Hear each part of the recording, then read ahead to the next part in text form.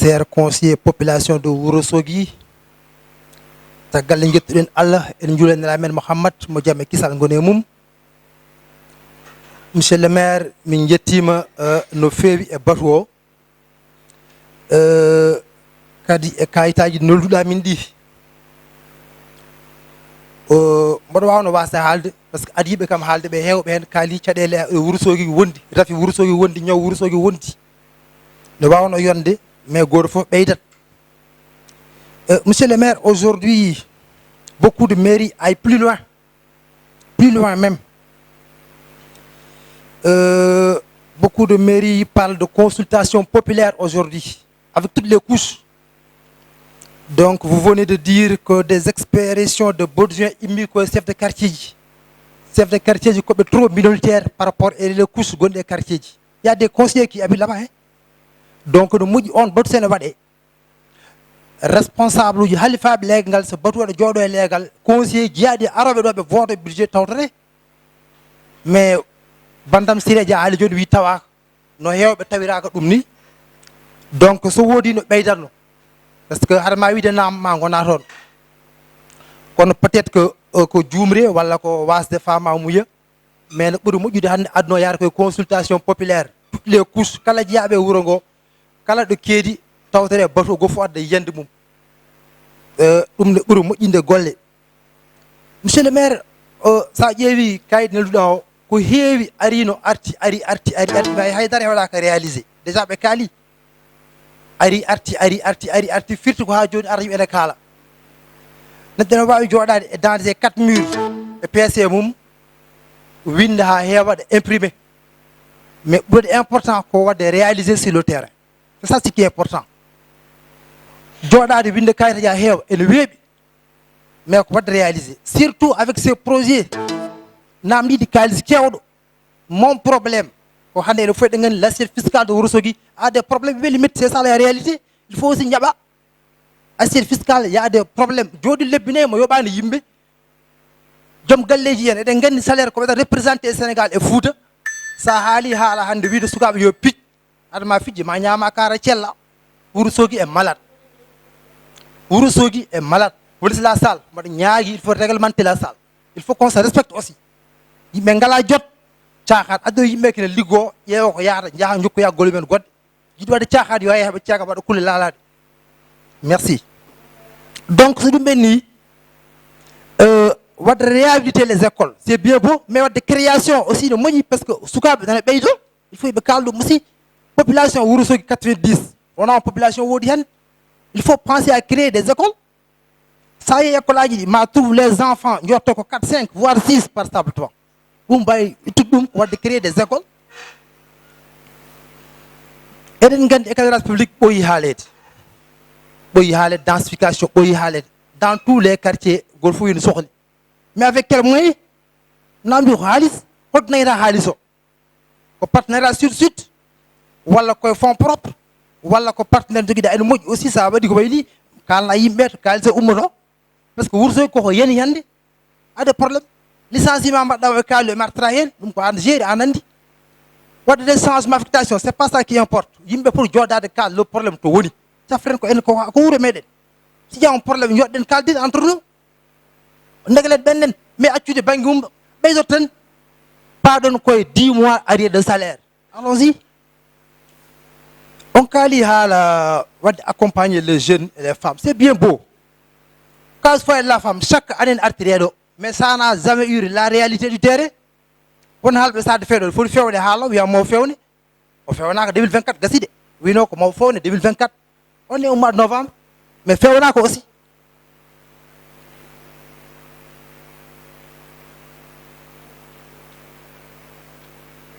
Ndiyam Ourossogui. Ay goto wawa wiide ko ni ndiyam haaldira ak SDR sa pari ngara hay goto wawa haalde Ourossogui ɗo wiyen ndebɗon ko ni haalda SPR auto convention e goto yiyani en goto yi ɓe cettimi même s'il est à la qualité mais la quantité pose problème. Ndiyam ne ñawna ete ɗo en gandi yoɗo moƴƴani yimɓe fof peewi ko hôpital aussi yimɓe sene kalda yo kaldu à 100% mba salde à moitié ou à 50%. So ndiyam ɗam woodine ene wodi probléme wadde branché tout à fait un problème wure e min ɓe kala extension waɗaka depuis ɓe gari ha joni ɗum mo sikku probléme ganduɗa hoore maɗa ko wonno ɗo ko oko change. Monsieur le maire, la sécurité pose problème. Elle est gandi. Vous recevez la sécurité à la do. Veuillez voir les serretiers. Comme tel et Urugo. Ndare handi serta ko mbade Urugo do hande. Hay go riyaru ligodo. Mais yo ordonné. Hay go to waaro tel hôpital Carrefour pharmacie. Awawa.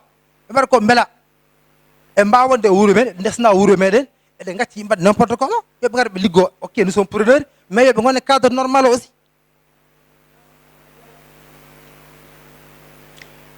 Mignam Sauvi, Ourossogui Toulmi. C'est vrai, il faut une journée d'orientation, d'échange, et on le paye. Il faut me calmer, et m'a pris du Ourongo, et il y a me doit être, et m'a salté Ourongo. Il faut me calmer. Si nous faut nous on propose une journée de réflexion. On a des propositions, mais il faut me noter.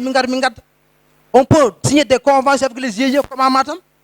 Soukabe jodi ligade be totte des conventions e mbade appuyer be zer la wurongo la mairie ne peut plus on a tiwawande ta tiwawande a wopat wala ya solution.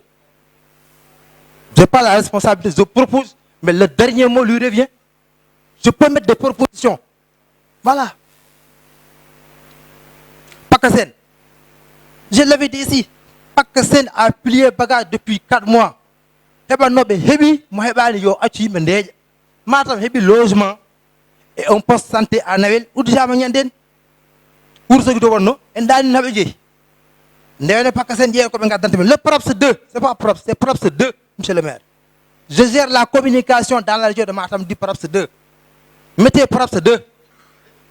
Il y a un problème entre l'entrepreneur et les responsables du projet. C'est pourquoi Oudi Jacques mba Oudi dum mba Oudi de PROPS, il y a un problème.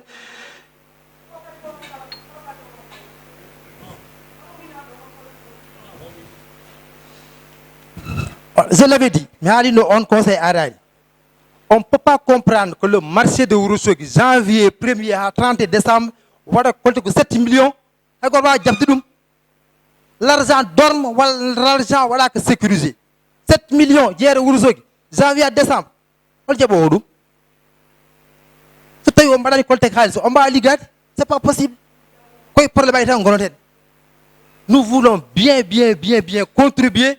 Mais il faudra que aussi. Mais le jeu de casque là, allons-y, en tant que maire, en tant que dernier mot.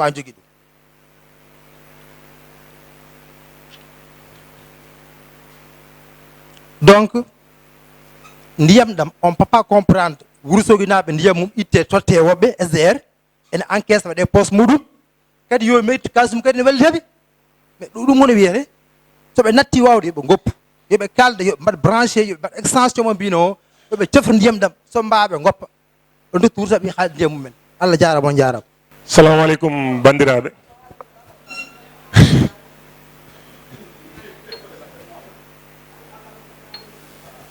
Bandiraɓe mi salmini on, monsieur le maire mi salminima, an e adjoint ji ma, secrétaire municipal mi salminima, conseiller ji mi salmini moni kala inde mum yettode mum. Mi salmini assistance arbe wadde participer et débat d'orientation budgétaire. Min hade mi yaade e kayit mo neldami o mboɗi yiɗi yimɓe paama gueɗel gotel. C'est important. Ala min fof kadaɗo wadde politique. Gote min fof wonto woni. Mais oɗon ñaaga si bolle nela ɗum. Seɗen ngari eɗen kaala haala Ourossogui. Kaalen objectivement jehen. Haalde objectivement woni holdum. Arinde ko mbatton ko mboɗo wawi wadde ɗum. Je vais le faire après. Mon gandu min ɓuuron wawde ɗum. Moi je suis issu des mouvements associatifs. D'accord. Kaalen objectivement yimɓe gummo koota. Minen haskon kokkani min considération famde ko min pamdi ko kokke min considération en tant que des représentants de Ourossogui.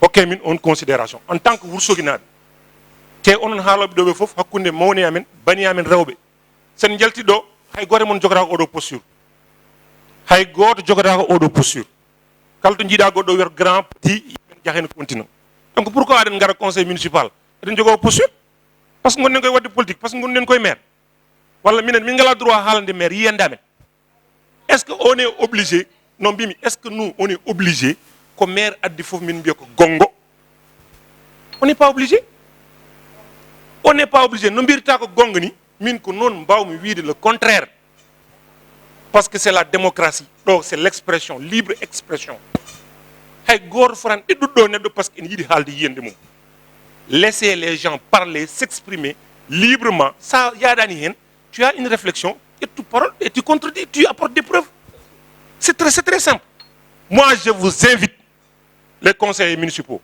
à un débat de réflexion à un débat intellectuel min jimmi ko somi haali saɗa itta gadda argument goɗɗo powa ɗon ko ɗum welnata haala kono ummu ɗon on bonni ɗum on bloqué ɗum ɗum ko firti holko firti on est en retard c'est ça la réalité on est en retard on a une belle dame à protéger mais apparemment vous leur donnez des vêtements déchirés à travers les actes et les faits momin mbaɗa ɗo constater chaque jour ko ɗum woni ɗo gacce min kaala yiyande amen so tawi wiide Moussa Bocar mbaɗɗa fof ne moƴƴi si bu Allah gacce minen min kaala yiyande amen merci monsieur le maire après la réception de ce document ou bien la présentation débat d'orientation budgétaire 2025 moi je rejoins Siré Dia hein. L'approche ça me va mais ene wawi waɗede approfondir parce que les chefs de quartier les conseils municipaux là kodi koye légué ce conseil municipal lui dari conseil municipal lui ndeɗo réunion mi tawaka y a problème en plus il faut que les chefs de quartier ganda c'est pas des bourgs ɓe gona rouaji parce que dans les quartiers il y a des jeunes dans les quartiers il y a des imams dans les quartiers il y a des femmes dans les quartiers il y a des chefs coutumiers dans les quartiers il y a des gens qui viennent de l'extérieur peut-être qui peuvent nous apporter quelque chose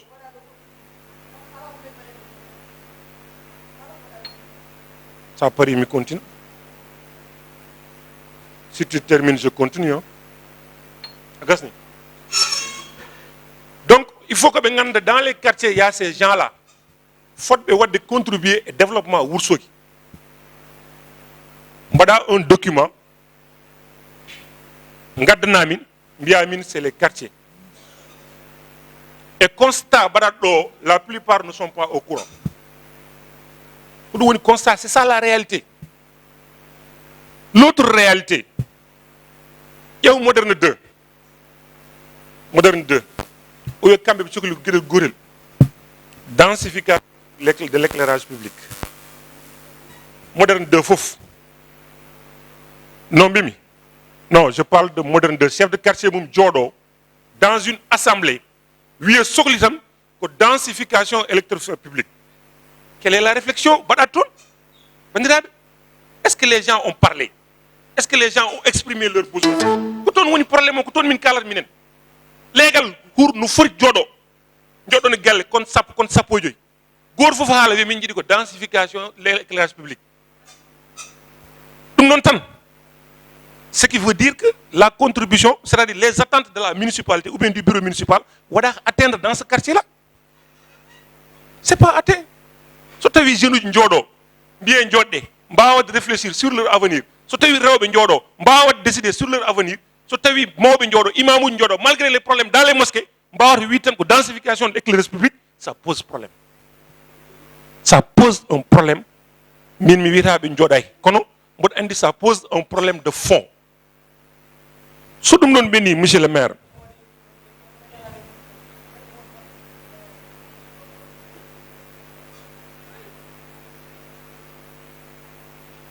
problème goɗɗo l'approche mi wi joni mboɗo yaade l'approche mais elle doit être participative et inclusive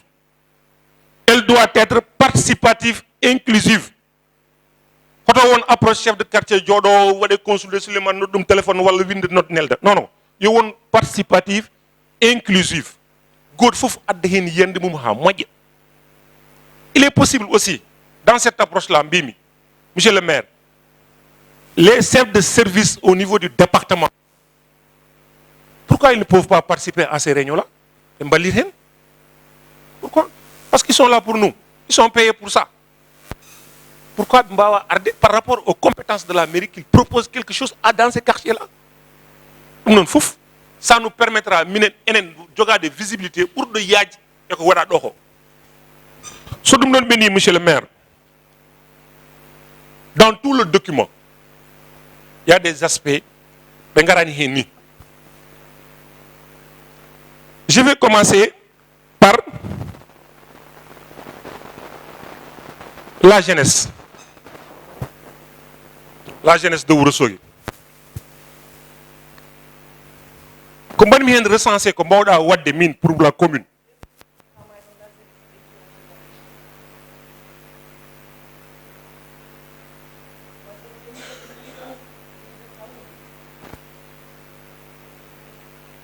La jeunesse. Création d'un bureau de l'emploi au niveau de la mairie. D'un bureau de l'emploi au niveau de la mairie. Beaucoup de gens sont en train de me dire, comme emploi, on a compétence mairie.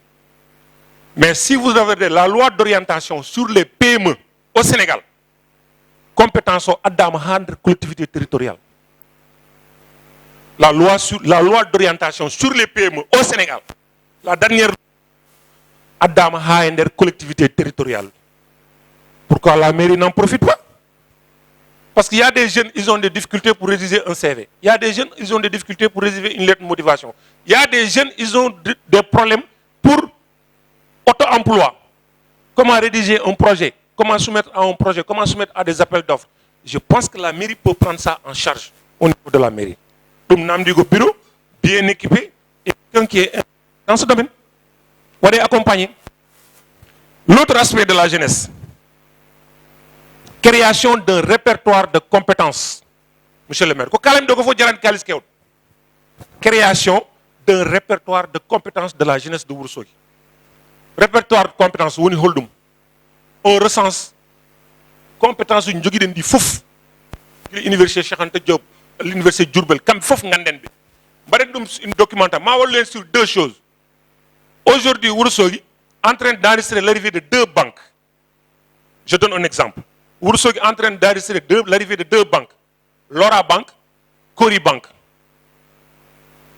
Aujourd'hui, si nous avions le répertoire des compétences de Ourossogui, il se peut d'agir yimbi état mbada stage, il se peut d'agir yimbi état emploi. Il se peut nos plombiers, nos maçons, nos ouvriers mbawa ligade et dans ces structures là. Dum hokat madum ko répertoire des compétences. Il faut avoir un répertoire de compétences à la mairie. Des jeunes viennent s'inscrire, menuisier, maçon, djangoy jam, qui peut même faire l'approche avec des coopérations. Djangoy jam, ma va recenser les gens qui sont dans le même secteur d'activité, mbawa dangi des financements, mbawa dangi des apports. Ça, monsieur le maire, c'est possible. Une structure d'accueil, d'orientation des ONG. Mimidi 8 doyen, des ONG. Mimidi 8 doyen, beaucoup d'ONG, quand ils rentrent dans la région, en général, leur seul répondant, c'est le gouverneur ou le préfet. Mais la mairie peut bel et bien inciter à une ONG de s'installer à Ourossogui. Si vous avez une salle de fête, une salle de spectacle. Il y a des bureaux où les structures de la commune, par exemple, l'État Croix-Rouge, un bureau, conseil communal, un bureau, les gens de la culture, un bureau. Il y a deux bureaux. Par exemple, sur ONG Arido, vous pouvez loger en attendant qu'il y ait un appartement.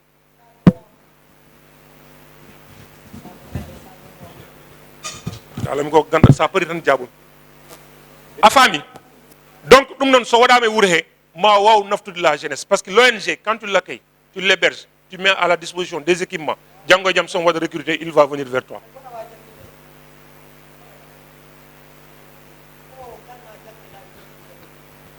Djabi.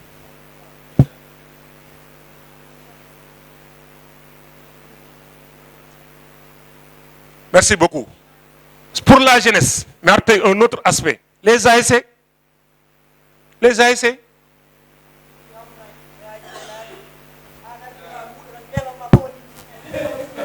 Binta, s'il te plaît, ouais. an gongoɗa ɓe change de place gona gara oga banque ane Binta prochain conseil ɗo paɗa hamin ga vas-y. Merci beaucoup, monsieur le maire.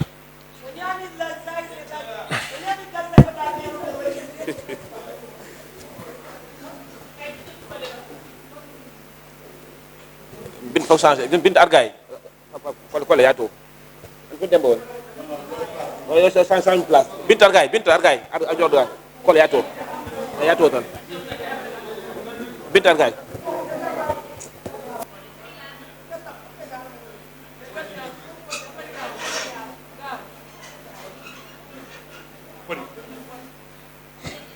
Merci. Les ASC. Les ASC de Ourossogui. Le constat, il me faut me constater que sport, ce Paris, mais la mairie peut faire de telle sorte que introduire au niveau des ASC la culture entrepreneuriale. C'est au mode. Quand on mode au niveau national, ça, il faut que ça soit très clair. Moi, dans la semaine, j'ai participé à 2 réunions où on ne parle que de la culture entrepreneuriale dans le département de Matam. Pourquoi nos ASC mettra les choses en avant? Parce que le Sénégal 2050 de Ousmane Sonko et de Diomaye, le Sénégal 2050, s'adresse aux jeunes et aux femmes et aux handicapés.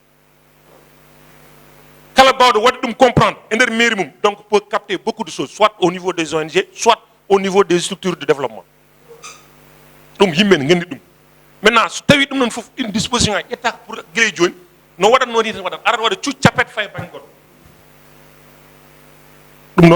il faut introduire au niveau des ASC la culture entrepreneuriale.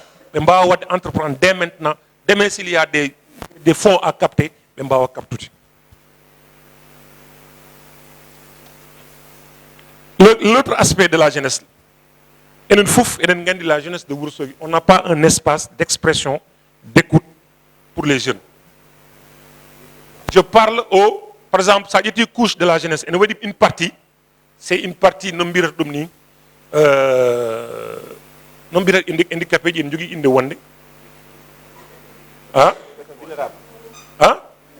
vulnérable. Au niveau de la jeunesse, il y a une partie qui est vulnérable. Parce que c'est des gens, soit ils ont perdu leurs parents très tôt, soit ils ont abandonné l'école, emprunté la mendicité ou la drogue, soit. Donc cette expression, cet espace d'expression et d'écoute, ça permettra à orienter l'enfant. Ça permettra à orienter le jeune vers ses besoins. Ça, c'est au niveau de la jeunesse, monsieur le maire. Quand on a une subvention, le jeune a besoin plus que ça. Même dans son environnement social, même dans son environnement familial, le jeune parfois a besoin d'une collectivité qui s'approche de lui pour des propositions. Donc, parce que au niveau de la vie, aujourd'hui, les jeunes errent. C'est ça la réalité. Ça a été à partir de 20h ou 21h. Il faut connecter. Mais justement, voici une occasion. Dans les espaces publics, on va prévoir de faire des espaces connectés. Les jeunes, ils viennent là-bas, ils s'expriment là-bas, on les écoute là-bas, on règle leurs problèmes là-bas. Moi, je pense que ça, c'est des éventualités pour la commune de Ourossogui. Et calme-toi, namdahi budget kewdo. Namdahi budget kewdo. Et c'est réalisable en un an. Réhabilitation de la salle de fête. Réhabilitation, il me faut caler les salles de fête. Nous, on nous a dit que l'appel d'offres du Suleiman Hali, on a fait l'appel d'offres, on va choisir l'entrepreneur. D'accord, mais mandé. C'est ça notre préoccupation, mandé. Je pense qu'un marché, badade lancé, un marché, badade attribué à un entrepreneur, qu'est-ce qui peut bloquer ce marché-là? Son État. Peut-être. L'État du Sénégal va le bloquer. Mais Guilimbida non fa de Johnny, ça prend du temps. En plus, ça on peut faire beaucoup dans la salle de fête. On peut introduire beaucoup de choses dans cette salle de fête. Pour mbawen naftara de jangoy jam population naftaro. Je viens à la culture. Monsieur le maire. Moi, je pense, nous devons organiser Coupe Merni, nous devons organiser championnat Mamni. Je pense qu'il doit y avoir une compétition culturelle entre les associations. Je n'ai pas dit sportive et culturelle, entre les associations de la commune. Il faut y avoir une compétition entre les associations de la commune. Parce que nous devons permettre qu'on ait le link entre le festival. Le festival va détecter à partir de cette compétition-là pour les gens qui vont compétir dans ce festival-là. Je vais trier des talents au niveau du festival, je vais compétir dans le festival. Si vous avez la budgétisation du festival culturel de Wursogi, si vous avez je profite de l'occasion pour vous féliciter. Parce que moi, j'étais acteur dans ce festival-là. Pour vous féliciter, contribution, d'arrendement et balallement. Mais nous voulons aller au-delà. Au-delà, on le festival, il est budgétisé. Soit on budgétisé, on revoit le comité, on va renforcer. Parce que c'est 2026. Dans le rapport, c'est 2026. Novembre 2026. Ce qui veut dire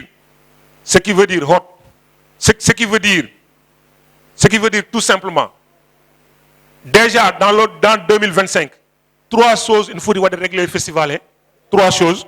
Le problème de parrainage, le problème de sponsoring, le problème de contribution populaire. Ces 3 choses-là sont déclarées en 2025. C'est impossible de faire un festival en 2026.